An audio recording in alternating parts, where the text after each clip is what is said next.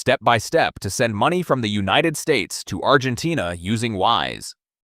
First, open the official Wise website or download the application on your device. Enter your email and password or use biometrics to log into your account.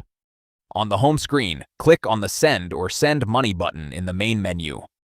Select the source currency as US dollar USD for payment in the United States. Choose the destination currency as Argentine peso ARS for receipt in Argentina. Enter the exact amount in dollars you want to send, or the amount in pesos the recipient should receive. Check the platform conversion fees, which use the commercial exchange rate in real time.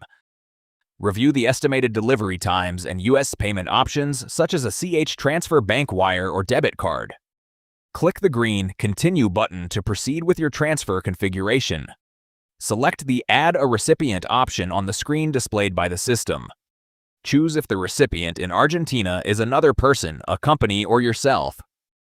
Enter the recipient full name exactly as it appears on their identity document.